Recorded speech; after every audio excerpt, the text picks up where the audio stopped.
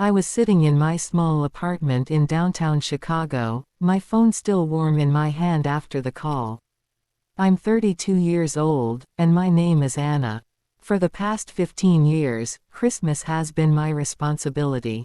I plan the menu, order the tree, buy gifts for every cousin and second cousin, curate the playlist that works for both grandma and the little nieces and nephews, and manage the family group chat so no one forgets who's bringing the salad and who's handling dessert.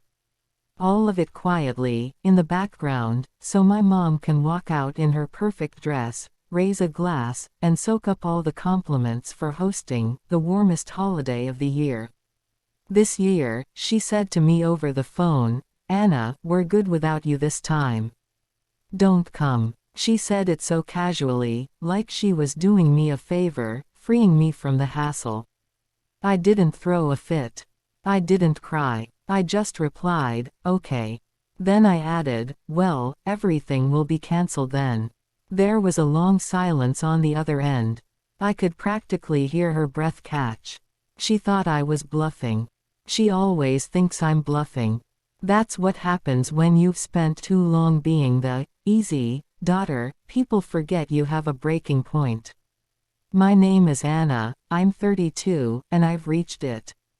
I live in Chicago now. My parents are still in their big suburban house outside the city, the one Mom turns into a magazine spread every December. For years, I'd drive in a week early, hanging lights, setting out candles, making sure the cranberries were fresh and the champagne was chilled. I'd pick out Grandma's gift myself, a soft throw blanket and her favorite mystery novel, Aunt Alina's The Perfume She casually mentioned the kids' age-appropriate toys and games. I kept an Excel spreadsheet so no one got overlooked. Mom just showed up for the photos and the praise. My brother Alex would roll in on Christmas Eve, hug everyone, crack jokes, and pose for pictures. His contribution, showing up. Mine, everything else. Last year, the oven died 2 hours before dinner. Mom was already rehearsing her "everything's falling apart this year" speech. I quietly ordered emergency catering from a local spot, rearranged the timeline, and told everyone it was a fun new twist, more appetizers, less stress. Guests raved about her creativity. She smiled and nodded, then later tossed me a quick, "Thanks, Anne. And this year, we're good without you." I hung up and opened the family group chat. I'm the only admin. The list had 38 people. I stared at it for a long minute. Then I created a new chat, Christmas 2025, Plan B. I added everyone except Mom and Alex. I typed, "Hey everyone, quick update.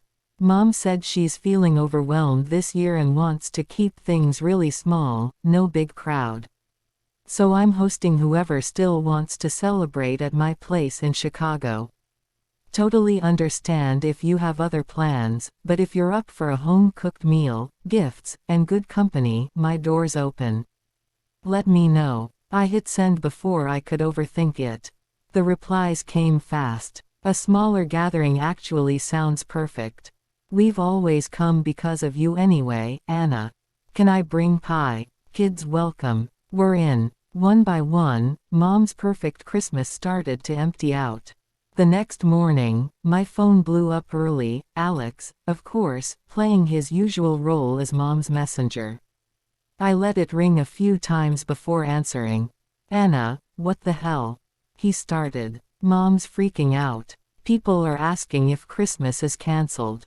I just told them what she told me, she wants it small, I said calmly. "No big crowd. That includes me, remember. You're twisting it. She didn't mean. She literally said no one needs me there." He sighed. "Look, even if you're not coming, can you at least handle the usual stuff? Reminders, playlist, coordinating who brings what?" I laughed, sharp and short. "So I'm not needed, but my unpaid work is. Come on, don't be like this." Mom's stressed. "She's the one who's hosted forever." "Hosted," I repeated. "You mean directed me like unpaid staff?" He kept pushing. She paid for your college, your move to Chicago. That word, college, hit different this time. Because the day before, after digging through old emails, I'd found it, a savings account Grandma had opened in my name when I was a kid. For Anna's education only. The balance had been wiped out 7 years ago, the same year Alex's startup tanked and he racked up massive credit card debt. The withdrawal was signed with my name, but the signature didn't look like mine. Mom had forged it. Used my future to bail out her golden boy while telling me we just couldn't afford for me to finish school. I didn't say anything to Alex about it yet. I just ended the call.